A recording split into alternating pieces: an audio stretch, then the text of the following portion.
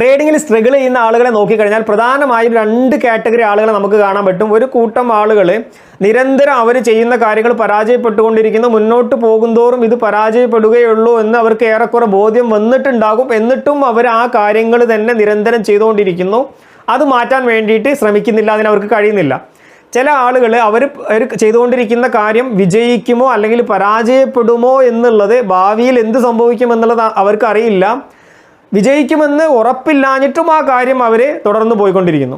അവർക്ക് ആ ചെയ്തുകൊണ്ടിരിക്കുന്ന കാര്യം അവർ മാറ്റാൻ ശ്രമിക്കുന്നില്ല, അല്ലെങ്കിൽ മാറ്റാൻ കഴിയുന്നില്ല. ഈ 2 കൂട്ടരെ എടുത്ത് നോക്കിക്കഴിഞ്ഞാൽ 2 കൂട്ടരിലും കോമൺ ആയിട്ട് നമുക്ക് കാണാൻ പറ്റിയ ഒരു കാര്യം എന്ന് പറയുന്നത്, മാറ്റാനുള്ള സാധ്യതകൾ മുന്നിൽ ഉള്ളപ്പോഴും മാറ്റത്തെ പറ്റി ചിന്തിക്കാൻ പറ്റുന്നില്ല, അല്ലെങ്കിൽ ചിന്തിക്കാൻ പറ്റിയാലും അത് അവർക്ക് മാറ്റാൻ കഴിയുന്നില്ല എന്നുള്ളതാണ്. ജീവിതത്തിൻ്റെ എല്ലാ മേഖലയിലും മനുഷ്യനെ വളരെയധികം നെഗറ്റീവായിട്ട് ബാധിക്കുന്ന, ട്രേഡിങ്ങിൽ വളരെയധികം സ്വാധീനം ചെലുത്തുന്ന കൊഗ്നിറ്റീവ് ബയസായിട്ടുള്ള സ്റ്റാറ്റസ് കോ ബയസിനെ പറ്റിയിട്ടാണ് സൈക്കോളജി സീരീസിൻ്റെ 22ാമത്തെ എപ്പിസോഡിൽ നമ്മൾ വിശദമായിട്ട് പരിശോധിക്കുന്നത്. ഇവിടെ സ്റ്റാറ്റസ് കോ ബയസ് ഏത് രീതിയിലാണ് ട്രേഡിങ്ങിൽ നിങ്ങളെ സ്വാധീനിക്കുന്നതെന്നും അതിനെ മറികടക്കാൻ എന്തൊക്കെയാണ് നിങ്ങൾ ചെയ്യേണ്ടത് എന്നുള്ളതും വിശദമായിട്ട് തന്നെ നമ്മൾ ഡിസ്കസ് ചെയ്യുന്നു. സൈക്കോളജി സീരീസിൻ്റെ 22ാമത്തെ എപ്പിസോഡിലേക്ക് എല്ലാ സുഹൃത്തുക്കൾക്കും ഹാർദമായ സ്വാഗതം. ഒരാൾ ചെറുപ്പനാൾ മുതൽ തന്നെ ഒരു രാഷ്ട്രീയ പാർട്ടിയോട് ആഭിമുഖ്യം തോന്നി അതിനെ പിന്തുടരുന്നു, ആ പാർട്ടിക്ക് വേണ്ടി വോട്ട് ചെയ്തുകൊണ്ടിരിക്കുന്നു എന്ന് കരുതുക. ആ പാർട്ടിയുടെ ആശയങ്ങളിൽ പ്രാമുഖ്യം വന്നുകൊണ്ടായിരിക്കും അയാൾ ആ പാർട്ടിയെ പിന്തുടരുന്നത്. അങ്ങനെ ആവണം. അല്ലാതെ തൻ്റെ മാതാപിതാക്കൾ എന്ന പാർട്ടിയിലായിരുന്നു എന്നുള്ളത് കൊണ്ട് ഒരാൾ ആ പാർട്ടി പിന്തുടരാൻ പാടില്ല എന്നുള്ളത് മറ്റൊരു വസ്തുത.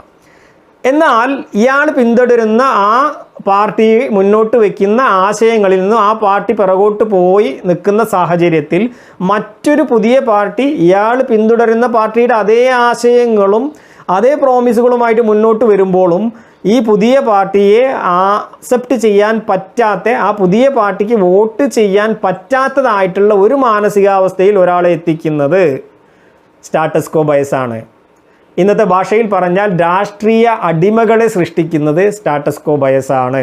അപ്പോൾ അത്രമാത്രം ഒരു രാജ്യ താല്പര്യത്തിന് പോലും വിഘാതമാവുന്ന രീതിയിൽ ഒരു വളരെ സക്സസ്ഫുൾ ആയിട്ടുള്ള ഒരു നേഷൻ ബിൽഡിങ്ങിന്, ഒരു സക്സസ്ഫുൾ ആയിട്ടുള്ള ജനാധിപത്യത്തിന് തടസ്സമായി നിൽക്കുന്ന മനുഷ്യൻ്റെ കൊഗ്നിറ്റീവ് ബയസുകളിൽ ഒന്നാണ് സ്റ്റാറ്റസ് കോ ബയസ് എന്നുള്ളത് മനസ്സിലാക്കുക. നിങ്ങൾ ഒരു കൺസ്യൂമർ എന്ന രീതിയിൽ നിങ്ങൾ പർച്ചേസ് ചെയ്യുന്ന പ്രൊഡക്റ്റുകൾ, ഒരു പെർട്ടിക്കുലർ കമ്പനിയുടെ പ്രൊഡക്റ്റുകൾ നിങ്ങൾ ഉപയോഗിച്ച് ശീലിച്ച് കഴിഞ്ഞാൽ ആ കമ്പനി നിങ്ങൾക്ക് വാഗ്ദാനം ചെയ്യുന്ന അതേ ക്വാളിറ്റിയും അതേ ബെനിഫിറ്റുകളും വാഗ്ദാനം ചെയ്തുകൊണ്ട് മറ്റൊരു കമ്പനി വരുമ്പോഴും നിങ്ങൾ വാങ്ങുന്ന ആ പ്രൊഡക്റ്റ് ഇമ്മീഡിയറ്റ് ആയിട്ട് മാറ്റി മറ്റേ കമ്പനിയുടേത് വാങ്ങാൻ നിങ്ങൾക്ക് തടസ്സം തോന്നുന്നുണ്ടെങ്കിൽ, ബുദ്ധിമുട്ട് തോന്നുന്നുണ്ടെങ്കിൽ, അവിടെ തടസ്സം നിൽക്കുന്ന എലമെൻ്റ് എന്ന് പറയുന്നത് സ്റ്റാറ്റസ് കോ ബയസാണ്.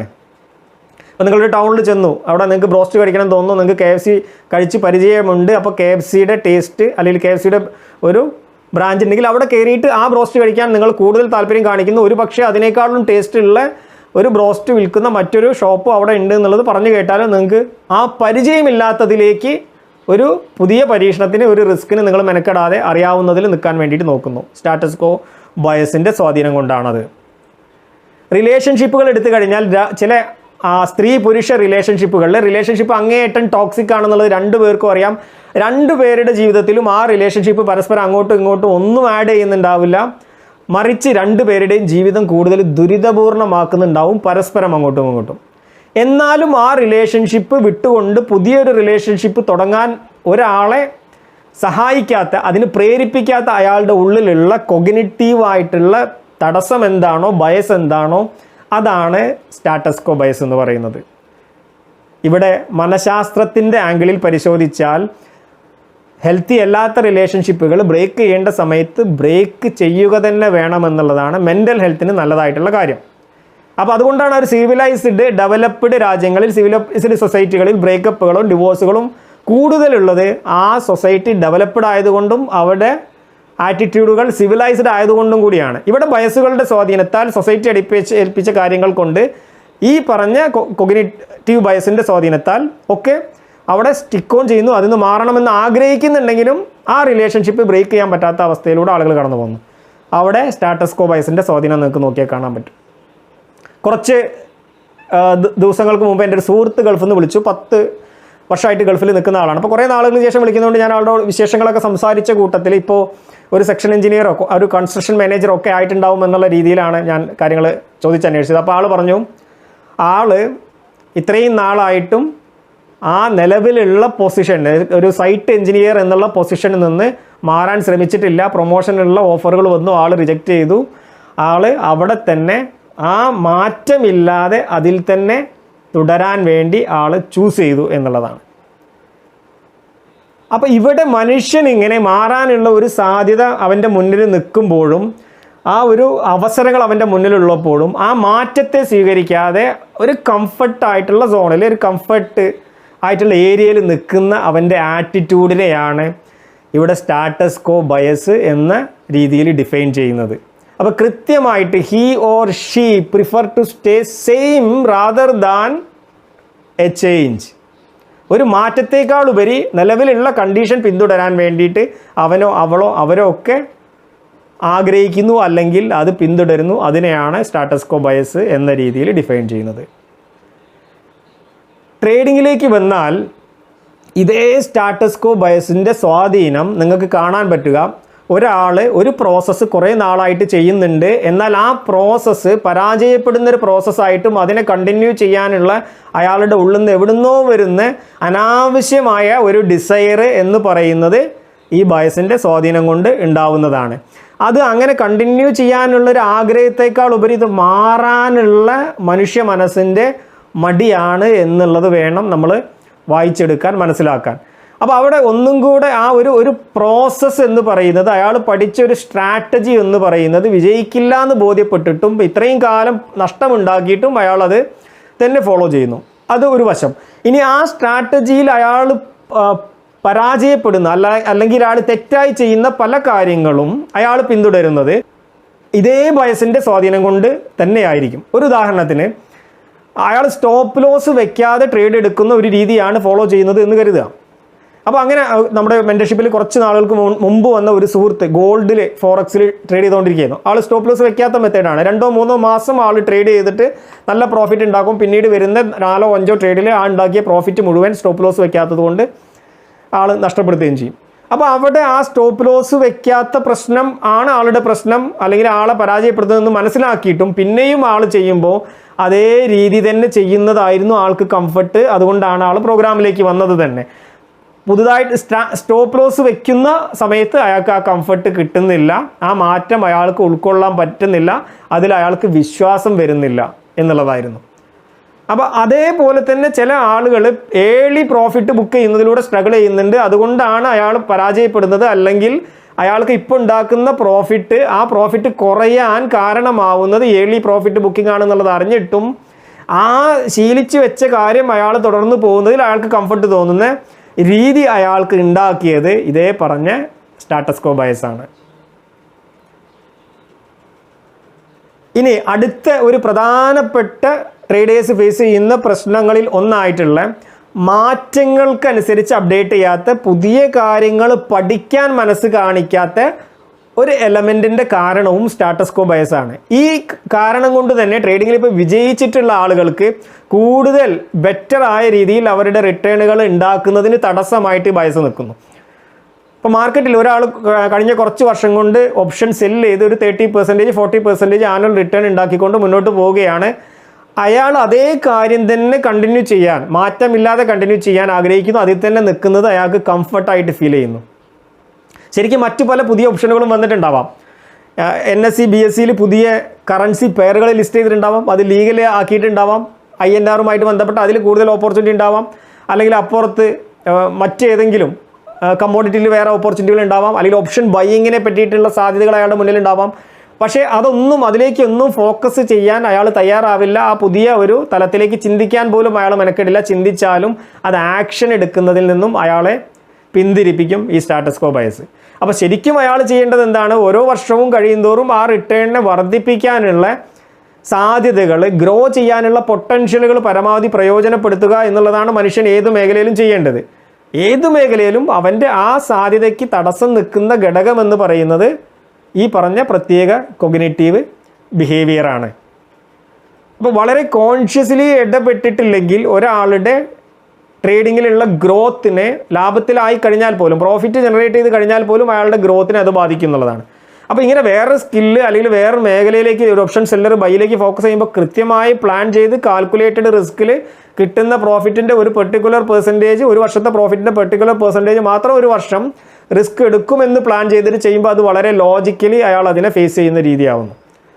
അപ്പോൾ എന്തുകൊണ്ടാണ് മനുഷ്യന് ജനറലി ഇങ്ങനെ മാറ്റങ്ങളെ ഭയപ്പെടുന്നത്, മാറാൻ മനുഷ്യൻ തയ്യാറാവാത്തത് എന്ന് പരിശോധിച്ച് കഴിഞ്ഞാൽ അവിടെ ഒരു പ്രധാനമായ എലമെൻ്റായിട്ട് നമുക്ക് കാണാൻ പറ്റുന്നത്, ഒരു മാറ്റം എന്ന് പറയുന്ന സാധ്യത എന്താണോ ആ സാധ്യതയിലേക്ക് ഒരു മനുഷ്യൻ പോകുമ്പോൾ, അത് പ്രവർത്തിച്ച് തുടങ്ങുമ്പോൾ വരാൻ സാധ്യതയുള്ള ഒരു പൊട്ടൻഷ്യൽ ഫെയിലിയറിനെ പറ്റിയിട്ടുള്ള മനുഷ്യൻ്റെ ഭയമാണത്രേ ഇത്തരത്തിലുള്ള മാറ്റങ്ങളിൽ നിന്നും മനുഷ്യനെ തടഞ്ഞു നിർത്തുന്നത്.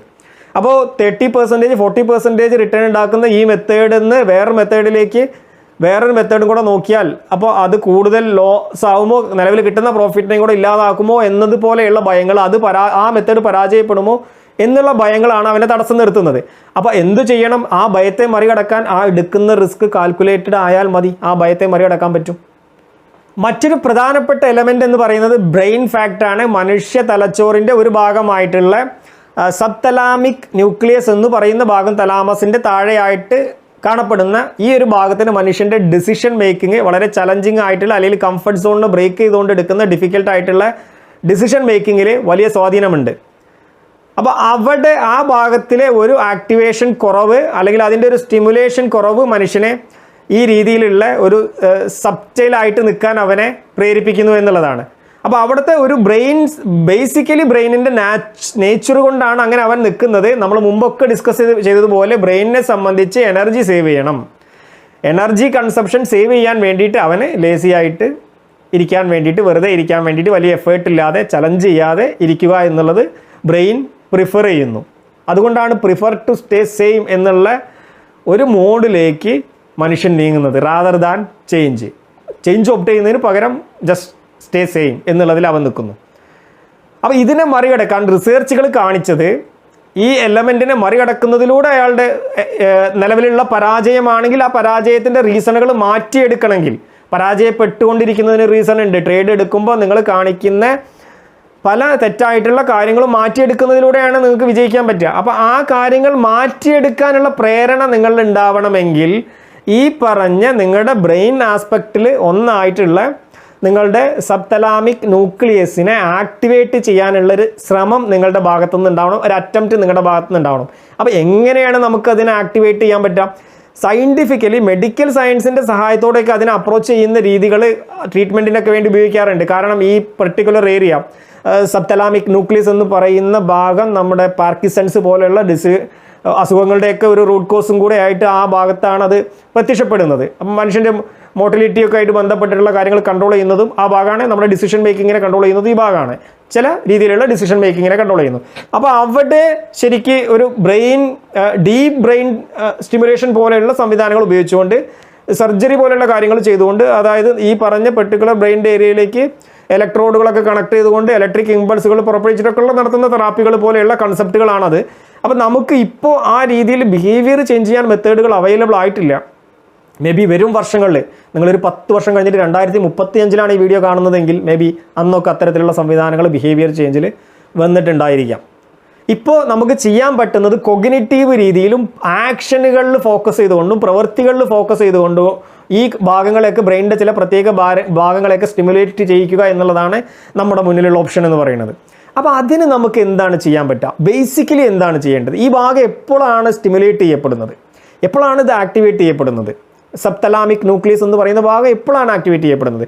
പഠനങ്ങൾ കാണിക്കുന്നത് ഒരു ഡിഫിക്കൽട്ടായിട്ടുള്ള കാര്യങ്ങൾ ചൂസ് ചെയ്യുമ്പോൾ, അത്തരത്തിലുള്ള ഡിസിഷനുകൾ എടുക്കുമ്പോൾ നിരന്തരം അങ്ങനെ ചെയ്യുന്ന ഒരാളുടെ ഈ പെർട്ടിക്കുലർ ഏരിയ ആക്ടിവേറ്റ് ചെയ്യപ്പെടുന്നു. അപ്പോൾ ഒരാളുടെ ജോബിൻ്റെ ഭാഗമായിട്ട് അയാൾ നിരന്തരം ആ കംഫർട്ട് സോൺ ബ്രേക്ക് ചെയ്യേണ്ടി വരുന്ന ഒരു സാഹചര്യത്തിലാണ് അയാൾ വർക്ക് ചെയ്യുന്നതെങ്കിൽ അയാൾ ഇത് ആക്റ്റീവായിട്ട് നിൽക്കും എന്നുള്ളതാണ്. മുമ്പ് ഞാൻ ഗൾഫിൽ വർക്ക് ചെയ്തിരുന്ന സമയത്ത് എൻ്റെ ഒരു പ്രത്യേക ജോലിയുടെ ഭാഗമായിട്ട് ഒരു സ്ഥലത്തുനിന്ന് ഒരു സ്ഥലത്തേക്ക് ഒരു മാസം കഴിയുമ്പോൾ മാറണം.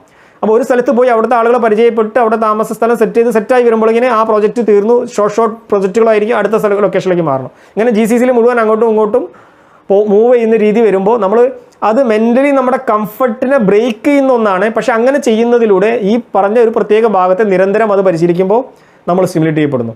അപ്പോൾ ഇങ്ങനെയുള്ള സാഹചര്യങ്ങൾ ജോലിയുടെ സാഹചര്യം കൊണ്ട് നിർബന്ധിതമായിട്ട് വരുമ്പോൾ നിങ്ങളത് പ്രാക്ടീസ് ചെയ്യുന്നു.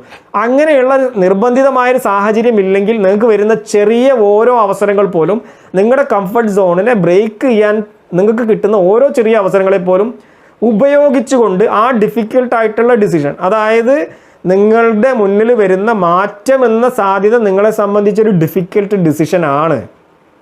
കംഫർട്ടായിട്ട് 40% റിട്ടേൺ ഓപ്ഷൻ സെല്ലിങ്ങിൽ ഉണ്ടാക്കിക്കൊണ്ടിരിക്കുമ്പോൾ അപ്പുറത്ത് റിസ്ക് ഉള്ള ഓപ്ഷൻ ബൈയിങ് ചെയ്യുക എന്നത് ഡിഫിക്കൽട്ടായിട്ടുള്ള ഡിസിഷനാണ്. ആ ഡിസിഷൻ എടുത്തുകൊണ്ട് ആ ഭാഗത്തെ സ്റ്റിമുലേറ്റ് ചെയ്തുകൊണ്ട് അവിടെ വീണ്ടും ഓർമ്മിപ്പിക്കുന്നു, കാൽക്കുലേറ്റഡ് റിസ്ക് എടുത്തുകൊണ്ട് നിങ്ങൾ അങ്ങനെ മുന്നോട്ട് പോകുമ്പോൾ നിങ്ങൾക്ക് ബ്രെയിനിൻ്റെ ഈ പ്രത്യേക ഭാഗത്തെ ആക്ടിവേറ്റ് ചെയ്യാൻ പറ്റുന്നു.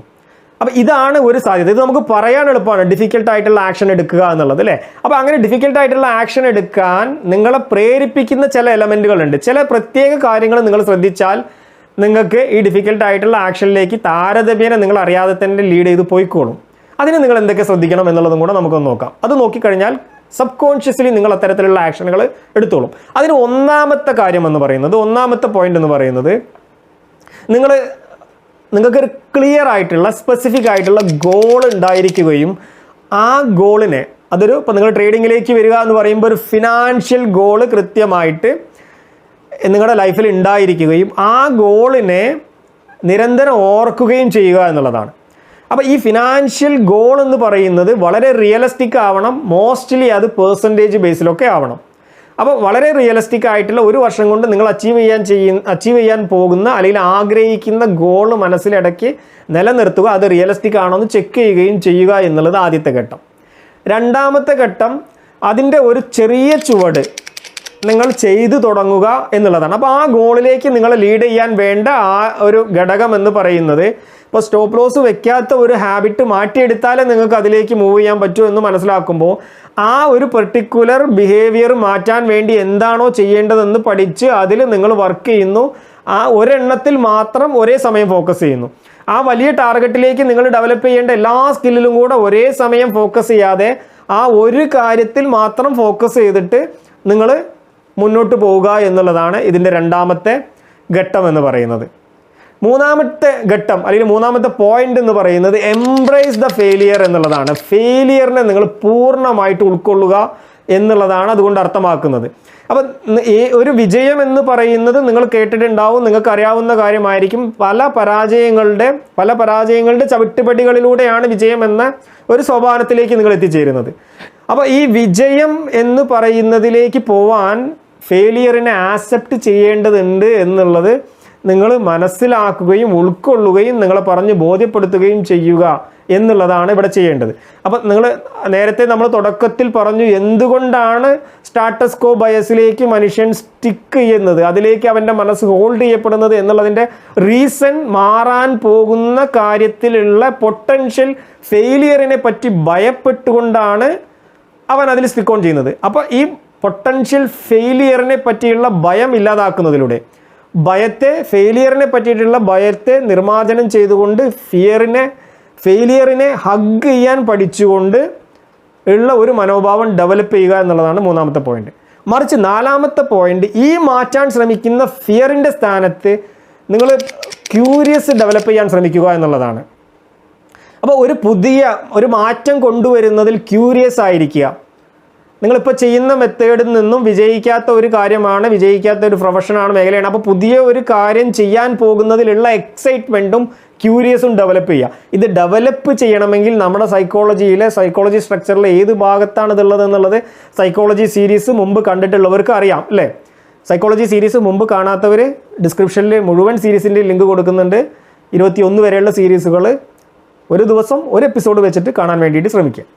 അപ്പോൾ അവിടെ നമ്മൾ സൂചിപ്പിച്ച നമ്മുടെ ഉള്ളിലുള്ള സ്ട്രക്ചറുകളിൽ അഡൽട്ട്, പാരൻറ്റ്, ചൈൽഡ്. അപ്പോൾ അതിൽ ചൈൽഡിൻ്റെ നേച്ചറാണ് ക്യൂരിയസ് ആയിരിക്കുകയും എക്സൈറ്റഡ് ആയിരിക്കുകയും ചെയ്യുക എന്നുള്ളത്.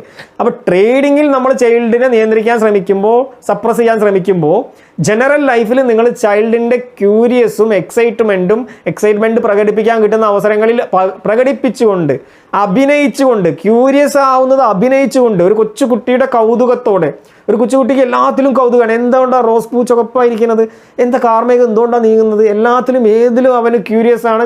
ക്യൂരിയസുമായിട്ട് ബന്ധപ്പെട്ട ചോദ്യങ്ങളാണ്. പുതിയൊരു കളിപ്പാട്ടം കിട്ടുമ്പോൾ അവൻ്റെ ഒരു എക്സൈറ്റ്മെൻറ്റ്, ഇതെല്ലാം നമ്മൾ മറന്നു പോയ, നമ്മൾ തകർന്നു പോയ, ഇല്ലാതായ ആ ഒരു ഭാവത്തെ പ്രകടിപ്പിക്കാൻ ശ്രമിച്ചുകൊണ്ട്, ആദ്യ കാലഘട്ടത്തിൽ അത് അഭിനയമാണെന്ന് മറ്റുള്ളവർ പറയും, നിങ്ങൾക്കും തോന്നും. പക്ഷെ പലതവണ പറയുന്ന കള്ളങ്ങൾ, പലതവണ നിങ്ങൾ ആക്ട് ചെയ്യുന്ന രീതികൾ നിങ്ങളുടേതായിട്ട് മാറുന്നു. അങ്ങനെ ചെയ്തുകൊണ്ട് ക്യൂരിയസും എക്സൈറ്റ്മെൻറ്റും ഡെവലപ്പ് ചെയ്യുക എന്നുള്ളതാണ് അടുത്ത ഒരു ഘട്ടം എന്ന് പറയുന്നത്. അപ്പോൾ അങ്ങനെ നിങ്ങൾ ക്യൂരിയോസിറ്റി വർദ്ധിപ്പിക്കുമ്പോഴാണ് നിങ്ങൾക്ക് മാറ്റങ്ങളെ ഉൾക്കൊള്ളാനുള്ള ഒരു നേച്ചർ ഉണ്ടായി വരുന്നത്. ഇങ്ങനെ ഈ ക്യൂരിയസ് വർദ്ധിപ്പിക്കുന്നതിൻ്റെ ഭാഗമായിട്ട് നിങ്ങളിൽ വരാൻ സാധ്യതയുള്ള, അല്ലെങ്കിൽ നിങ്ങൾ ഉണ്ടാക്കിയെടുക്കേണ്ട അതിനോട് ബന്ധപ്പെട്ടൊരു ഭാഗം പുതിയ കാര്യങ്ങളെ ലേൺ ചെയ്യുന്ന ഹാബിറ്റാണ്. നിങ്ങൾ ഏത് മേഖലയിലാണെങ്കിലും, ഇപ്പോൾ നിങ്ങൾ ട്രേഡിങ്ങിലേക്ക് വന്നു എന്ന് പറയുമ്പോൾ ട്രേഡിങ്ങുമായിട്ട് ബന്ധപ്പെട്ട പുതിയ കാര്യങ്ങൾ, അപ്ഡേഷൻസ് പഠിക്കാൻ ശ്രമിക്കുന്നതിലൂടെ നിങ്ങൾ മാറ്റത്തെ ഉൾക്കൊള്ളാൻ തയ്യാറാവുകയാണ്. അപ്പോൾ ട്രേഡിങ്ങിലുള്ള പഠനം എപ്പോഴും ശ്രദ്ധിക്കേണ്ടത് കാർഡ് കയറി പഠിച്ചുകൊണ്ട് മുമ്പ് പഠിച്ച കാര്യങ്ങൾ അവിടെ ഉപേക്ഷിച്ച് പുതിയതിലേക്ക് പോവുക എന്നുള്ളതാവരുത് നിങ്ങളുടെ പഠന രീതി. മറിച്ച് നിങ്ങൾ പഠിച്ച ഒരു കാര്യത്തെ വീണ്ടും ബൂസ്റ്റ് ചെയ്യുന്ന, അതിനെ വേറൊരു ആംഗിളിൽ കാണാൻ സഹായിക്കുന്ന ഒന്നാവണം പുതിയ പാഠം. ആ രീതിയിൽ വേണം ആ പഠനത്തെ ഉപയോഗിക്കേണ്ടത്. നിങ്ങളുടെ വീടിൻ്റെ അകത്തിരിക്കുമ്പോൾ വീട് കാണുന്നു, എന്നാൽ കുറച്ചും കൂടെ നിങ്ങളുടെ ഒരു നോളജ് വെച്ചിട്ട് നിങ്ങൾ വീടിൻ്റെ മുകളിലേക്ക് പോകുന്നു കാണാം കരുതുക. അപ്പോൾ നിങ്ങൾക്ക് വീടിനെ മുകളിൽ നിന്ന് കാണാൻ പറ്റും. കുറച്ചും കൂടെ മുകളിലേക്ക് പോകുമ്പോൾ വളരെ ദൂരെ നിന്ന് നിങ്ങളുടെ വീട് നിൽക്കുന്ന ലൊക്കാലിറ്റിയും ആദ്യം സെൻറ്റർ ചെയ്ത് നിങ്ങളുടെ വീട് നിൽക്കുന്നതുമായിട്ടുള്ള ഒരു വേറെ പിക്ചർ നിങ്ങൾക്ക് കാണാൻ കഴിയും. അപ്പോൾ നിങ്ങൾ ട്രേഡിങ്ങിൽ ഒരു മെത്തേഡ് ചെയ്യുമ്പോൾ, ഒരു സപ്പോർട്ടിലോ റെസിസ്റ്റൻസിലോ ട്രേഡ് എടുക്കുന്ന നിങ്ങൾ ആ സപ്പോർട്ടിലും റെസിസ്റ്റൻസിലും ആ സമയത്ത് നടക്കുന്ന ഓപ്ഷൻ ഡെൽറ്റയുമായിട്ട് ബന്ധപ്പെട്ട, ഓപ്ഷൻ ഡെൽറ്റയല്ല, നമ്മുടെ ഓർഡർ ഫ്ലോയിൽ ഡെൽറ്റയുമായി ബന്ധപ്പെട്ടിട്ടുള്ളൊരു കാര്യം നോക്കിക്കൊണ്ട് നിങ്ങൾക്ക് അവിടുത്തെ ഒരു എക്സ്റേ അറിയുന്നതിലൂടെ അത് ഇതിനോട് ക്ലബ് ചെയ്തിട്ട് നിങ്ങൾ റീഡ് ചെയ്യുന്നു എന്ന് കരുതുക. അതല്ലെങ്കിൽ OI വെച്ചുകൊണ്ട് OIയുടെ ഒരു ട്രെൻഡ് നോക്കിക്കൊണ്ട് അത് നിങ്ങൾ പുതുതായിട്ട് ഒരു കാര്യം പഠിക്കുന്നു OI ട്രെൻഡുമായിട്ട് ബന്ധപ്പെട്ടിട്ട്.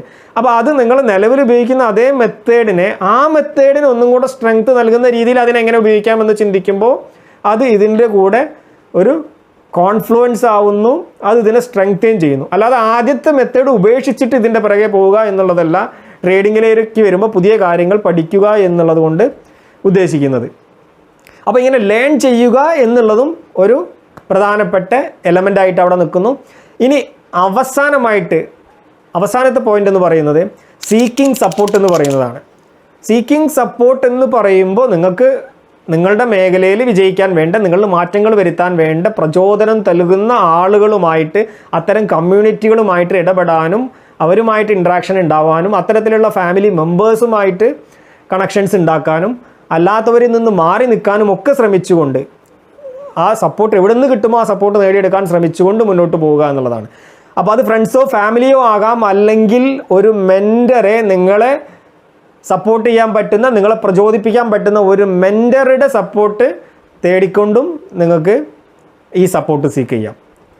അപ്പം ഈ രീതിയിൽ പ്രധാനമായിട്ട് പറഞ്ഞ കാര്യങ്ങൾ എടുത്തു നോക്കിക്കഴിഞ്ഞാൽ വളരെ ക്ലിയർ ആയിട്ടുള്ള ഒരു ഗോൾ നിലനിർത്തുകയും ആ ഗോളിനെ മെയിൻറ്റെയിൻ ചെയ്യുകയും ചെയ്തുകൊണ്ട് ആ ഗോളിലേക്കുള്ള ഒരു സ്മാൾ സ്റ്റെപ്പ് വെച്ചുകൊണ്ട്, ആ സ്മാൾ സ്റ്റെപ്പ് വെക്കുമ്പോൾ തന്നെ നമ്മൾ ചിന്തിക്കേണ്ടതായിട്ടുള്ള, മനസ്സിലാക്കേണ്ടതായിട്ടുള്ള ഒരു കാര്യം എന്ന് പറയുന്നത് ഫെയിലിയറിനെ എംബ്രേസ് ചെയ്യണം എന്നുള്ളതാണ്. ഫെയിലിയറിനെ ഉൾക്കൊള്ളാനുള്ള, ആക്സെപ്റ്റ് ചെയ്യാനുള്ള ആറ്റിറ്റ്യൂഡ് ഉണ്ടാക്കണം. ഫെയിലിയറിൻ്റെ സ്ഥാനത്ത് ക്യൂരിയസ് ആയിട്ടുള്ള ഒരു മനോഭാവം ഡെവലപ്പ് ചെയ്യുന്നു. ആ ക്യൂരിയസ് ആയിട്ടുള്ള മനോഭാവത്തിലൂടെ ലേൺ ചെയ്യാനുള്ള, പുതിയ കാര്യങ്ങൾ ബിൽഡ് ചെയ്യാനുള്ള, ലേൺ ചെയ്യാനുള്ള എബിലിറ്റി, സ്കില്ല് ഡെവലപ്പ് ചെയ്യാനുള്ള എബിലിറ്റിയിലേക്ക് ഫോക്കസ് ചെയ്യുന്നതിലൂടെ, സപ്പോർട്ടുകൾ നേടിയെടുക്കുന്നതിലൂടെയാണ് നിങ്ങൾക്ക് സ്റ്റാറ്റസ് കോ ബയസിനെ പ്രായോഗിക തലത്തിൽ ചലഞ്ച് ചെയ്യാൻ പറ്റുന്നത്.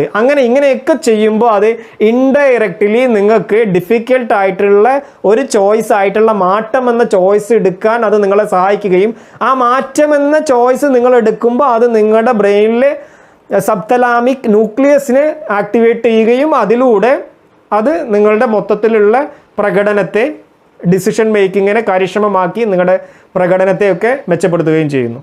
അപ്പം ഈ രീതിയിൽ പ്രത്യേകമായിട്ട് തന്നെ കാര്യങ്ങളെ സമീപിക്കുന്നതിലൂടെയാണ് നിങ്ങൾക്ക് സ്റ്റാറ്റസ് കോ ബയസിനെ മാറ്റിയെടുക്കാൻ വേണ്ടി സാധിക്കുക. മാറ്റമില്ലാത്തതായിട്ട് മാറ്റം മാത്രമേ ഉള്ളൂ എന്ന് മനസ്സിലാക്കിക്കൊണ്ട് പഴയ നിങ്ങളെ പരാജയപ്പെടുത്തുന്ന ഹാബിറ്റുകൾ, പരാജയപ്പെടുത്തുന്ന സ്ട്രാറ്റജികൾ, ഇതിനെയൊക്കെ മാറ്റാൻ നിങ്ങൾക്ക് കഴിയും. ആ മാറ്റാൻ വേണ്ടിയിട്ടുള്ള വളരെ ഗൗരവത്തോടെയുള്ള പരിശീലനങ്ങൾ, പരിശ്രമങ്ങൾ നിങ്ങളുടെ ഭാഗത്തുനിന്ന് ഉണ്ടാവേണ്ടതുണ്ട്. അതിന് ഈ പറഞ്ഞ വഴികൾ ഫോളോ ചെയ്യുക. പറഞ്ഞ കാര്യങ്ങൾ വ്യക്തമായിട്ട് മനസ്സിലായി എന്ന് കരുതുന്നു. ഇഷ്ടപ്പെട്ടെങ്കിൽ, മനസ്സിലായെങ്കിൽ ലൈക്ക് ചെയ്യുക, ഷെയർ ചെയ്തുകൊണ്ട് സപ്പോർട്ട് ചെയ്യുക. നിങ്ങൾ സബ്സ്ക്രൈബ് ചെയ്തിട്ട് ഇപ്പോഴും ആൾ നോട്ടിഫിക്കേഷൻ ഓണാക്കാത്ത ഒരാളാണെങ്കിൽ അത് ഓണാക്കിയിടുക. 18% ആളുകൾ മാത്രമേ ആൾ നോട്ടിഫിക്കേഷൻ ഓണാക്കിയിട്ടുള്ളൂ. നമ്മൾ അപ്ലോഡ് ചെയ്യുന്ന വീഡിയോകളൊന്നും നിങ്ങൾക്ക് കാണാൻ കഴിയില്ല എന്നുള്ളത് മനസ്സിലാക്കുന്നു. വീഡിയോ വൈൻഡപ്പ് ചെയ്യുന്നതിന് മുമ്പ് നമ്മുടെ ചാനലിലേക്ക് ആദ്യമായിട്ട് വന്നിട്ടുള്ളവർക്ക് വേണ്ടി നമ്മൾ നടത്തുന്ന സൈക്കോളജി 1-on-1 മെൻറ്റർഷിപ്പ് പ്രോഗ്രാമിൻ്റെ വിശദമായിട്ടുള്ള വിവരങ്ങൾ ഇവിടെ അവസാന ഭാഗത്ത് ഞാൻ കൊടുക്കുന്നുണ്ട്. അപ്പോൾ ആ 1-on-1 സൈക്കോളജി മെൻറ്റർഷിപ്പ് പ്രോഗ്രാമിൻ്റെ എൻ്റെ മെൻറ്റർഷിപ്പ് എടുക്കണമെന്ന് ആഗ്രഹിക്കുന്ന ആളുകൾക്ക് അതിൻ്റെ വിശദമായിട്ടുള്ള വിവരങ്ങൾ അതിലേക്ക് പോകുന്നതിന് മുമ്പ് ഞാൻ വെൽത്ത് ക്രിയേറ്റ് ചെയ്യാനായിട്ട് ഞാൻ ഫോളോ ചെയ്യുന്ന പൊസിഷണൽ ട്രേഡുകളുടെ എല്ലാ ഡീറ്റെയിലുകൾ ഡിസ്കോഡിലൂടെ ഷെയർ ചെയ്യുന്നുണ്ട്. അത് ഫോളോ ചെയ്യാൻ ആഗ്രഹിക്കുന്നവർക്ക് യൂട്യൂബിലെ ജോയിൻ ഇൻ ബട്ടണിൽ ക്ലിക്ക് ചെയ്തുകൊണ്ട് മെമ്പർഷിപ്പ് എടുക്കാം. അതിൻ്റെ വിശദ വിവരങ്ങളും ഞാൻ ഡിസ്ക്രിപ്ഷനിൽ കൊടുക്കുന്നുണ്ട്. ഓക്കെ, സൈക്കോളജി 1-on-1 മെൻറ്റർഷിപ്പ് പ്രോഗ്രാമിൻ്റെ എല്ലാ വിവരങ്ങളും ഇതാ ഇവിടുന്ന് അങ്ങോട്ട് നിങ്ങൾക്ക് കാണാം. ഓക്കെ, ഇനി നമ്മുടെ സൈക്കോളജി 1-on-1 മെന്റർഷിപ്പ് പ്രോഗ്രാമിനെ പറ്റിയിട്ട് നമുക്കൊന്ന് മനസ്സിലാക്കാൻ നോക്കാം. എന്താണ് പ്രോഗ്രാമിന്റെ പ്രധാനപ്പെട്ട ഹൈലൈറ്റ്? ഞാൻ ഈ വീഡിയോ റെക്കോർഡ് ചെയ്യുന്ന ഈ ദിവസം വരെ ഇന്ത്യയിൽ ട്രേഡേഴ്സിന്റെ സൈക്കോളജി ചേഞ്ച് ചെയ്യാനുള്ള ഹാൻഡ് ഹോൾഡ് ചെയ്യുന്ന രീതിയിലുള്ള 1-on-1 പ്രോഗ്രാമുകൾ, 1-on-1 ഹാൻഡ് ഹോൾഡ് ചെയ്യുന്ന രീതിയിലുള്ള പ്രോഗ്രാമുകൾ ഇല്ല. ഇത് തന്നെയാണ് ആദ്യത്തെ ഹൈലൈറ്റ് എന്ന് പറയുന്നത്. ആരാണ് ഈ പ്രോഗ്രാമിനെ അപ്രോച്ച് ചെയ്യേണ്ടത്? എന്ത് പ്രശ്നമുള്ള ആളുകളാണ് ഈ പ്രോഗ്രാമിനെ അപ്രോച്ച് ചെയ്യേണ്ടത്? എന്ത് റിസൾട്ടാണ് നിങ്ങൾക്ക്, എന്ത് ബെനിഫിറ്റ് ആണ് നിങ്ങൾക്ക് ഇതിൽ നിന്ന് കിട്ടുക? സിമ്പിൾ ആണ്. നിങ്ങൾ ഒരു ട്രേഡിംഗിൽ വിജയിക്കാൻ വേണ്ടത് പ്രധാനമായിട്ടും 80% സൈക്കോളജി, 20% സ്ട്രാറ്റജി. നമ്മൾ എപ്പോഴും പറയാറുണ്ട്, സൈക്കോളജിയാണ് നിങ്ങളെ പ്രശ്നമെന്ന് നിങ്ങൾക്ക് തോന്നുന്നുണ്ടെങ്കിൽ ആ കാര്യങ്ങളിൽ കൂടുതൽ ഫോക്കസ് ചെയ്യുന്ന ഒരു പ്രോഗ്രാമാണിത്. അപ്പോൾ സൈക്കോളജി എന്ന് പറയുമ്പോൾ ചില ആളുകൾക്ക് ഒരു റൂൾ സെറ്റ് ചെയ്യും. ഒരു ദിവസം ഒരു ട്രേഡ് അല്ലെങ്കിൽ 2 ട്രേഡ് എന്നൊക്കെ പ്ലാൻ ചെയ്യും, പക്ഷെ പിന്നെ റൂൾ ബ്രേക്ക് ചെയ്യും.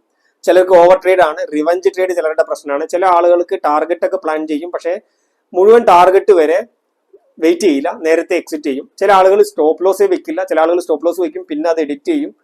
അങ്ങനെയുള്ള പല രീതിയിലുള്ള സൈക്കോളജിക്കൽ ഇഷ്യൂസ് ഉണ്ട്. ഈ സൈക്കോളജിക്കൽ ഇഷ്യൂസിന്റെ ഒക്കെ റൂട്ട് കോസ് എന്താണെന്ന് വെച്ചാൽ നിങ്ങളുടെ ട്രേഡിംഗ് റിലേറ്റഡ് ആയിട്ടുള്ള തോട്ടാണ്, ട്രേഡിംഗ് റിലേറ്റഡ് ആയിട്ടുള്ള ബിഹേവിയേഴ്സ് ആണ് ഇതെല്ലാം. അപ്പൊ 2 കാര്യങ്ങളാണ് നമ്മളവിടെ മാറ്റാൻ ശ്രമിക്കുക. നിങ്ങളുടെ ട്രേഡിംഗ് റിലേറ്റഡ് ആയിട്ടുള്ള തോട്ട്, അപ്പോൾ ട്രേഡിംഗ് റിലേറ്റഡ് തോട്ട് മാറണമെങ്കിൽ നിങ്ങൾക്ക് അതിനെ റിലേറ്റഡ് ആയിട്ടുള്ള സൈക്കോളജി റിലേറ്റഡ് ആയിട്ടുള്ള നോളജ് ഉണ്ടാവണം. അപ്പൊ ആ നോളജിൽ ഫോക്കസ് ചെയ്യണം. പിന്നെ ബിഹേവിയർ ആണ്. അപ്പൊ ബിഹേവിയർ മാറ്റണമെങ്കിൽ വളരെ സിസ്റ്റമാറ്റിക്കലി നിങ്ങളുടെ ന്യൂറൽ പാത്വേകളെ ചേഞ്ച് ചെയ്യുന്ന രീതിയിലുള്ള സയന്റിഫിക് ആയിട്ടുള്ള സയൻസ് ബേസ്ഡ് ഉള്ള എക്സസൈസുകൾ, സൈക്കോളജിക്കൽ എക്സസൈസുകൾ തന്നുകൊണ്ട് ആ ബിഹേവിയറിനെ മാറ്റാൻ വേണ്ടിയിട്ട് നമ്മൾ കൂടെ നിൽക്കുന്നു. ആദ്യം പ്രോഗ്രാമിന്റെ ആദ്യത്തെ ഒരു ഘട്ടത്തിലൊക്കെ ഇവിടെ ആ സൈക്കോളജിയുടെ ഒരു ഫൗണ്ടേഷൻ സെറ്റ് ചെയ്യാൻ വേണ്ടിയിട്ട് മാത്സിന്റെ ചില കളികൾ ഉണ്ട്, ചില കാര്യങ്ങൾ നമ്മൾ മനസ്സിലാക്കാനുണ്ട്. അത് നമ്മൾ ഈ 1.5 വർഷം കൊണ്ട് 30ഓളം പേർക്ക് മെന്റർഷിപ്പ് കൊടുത്തതെന്ന് നമ്മൾ മനസ്സിലാക്കിയത് പ്രോഗ്രാമിന്റെ ആദ്യത്തെ ഫേസ് കഴിയുമ്പോഴേക്കിന് തന്നെ ആ മാത്തമാറ്റിക്കൽ പെർസെപ്ഷൻസ് ഒക്കെ മനസ്സിലാക്കുന്നതോടുകൂടി തന്നെ ഒരു 50-60% ആളുകളുടെ സൈക്കോളജിക്കൽ പ്രശ്നങ്ങൾ പരിഹരിക്കപ്പെടുന്നതാണ് നമ്മൾ ഈ 30ഓളം ആളുകൾക്ക് മെന്റർഷിപ്പ് കൊടുത്തതെന്ന് മനസ്സിലാക്കാൻ പറ്റിയിട്ടുള്ളത്. അപ്പൊ ഈ 2 പ്രധാനപ്പെട്ട ഭാഗങ്ങൾ പ്രോഗ്രാമിനുണ്ട്. മൊത്തം വലിയ പ്രോഗ്രാമിന് 3 ഫേസ് ഉണ്ട്, പ്രധാനമായിട്ട് 2 ഭാഗങ്ങളുണ്ട്. അപ്പൊ ഈ ആദ്യത്തെ ഭാഗത്തിൽ നമ്മൾ ഒരു ബിസിനസ്സിനെ അപ്രോച്ച് ചെയ്യുന്നത് പോലെയാണ് അപ്രോച്ച് ചെയ്യുക. അപ്പൊ അവിടെ ഒരു ബിസിനസ് നമ്മൾ എങ്ങനെയാണ് അപ്രോച്ച് ചെയ്യുന്നത്? ഒരു ബിസിനസ് നമ്മൾ സയന്റിഫിക് ആയിട്ട് ഒരു ബിസിനസ് തുടങ്ങുമ്പോൾ അപ്രോച്ച് ചെയ്യുമ്പോൾ നമ്മൾ അതിൽ സാപ്പ് എന്ന് പറയും സർവേ ചെയ്ത്, അനാലിസിസ് ചെയ്ത്, ആ ബിസിനസ് പ്ലാൻ ചെയ്ത്, അതിനെ എക്സിക്യൂട്ട് ചെയ്ത്, അതിനെ ഇവാലുവേറ്റ് ചെയ്ത്, അത് കറക്റ്റ് ചെയ്ത്, അതിനെ മോണിറ്റർ ചെയ്ത് അങ്ങനെ പോകും.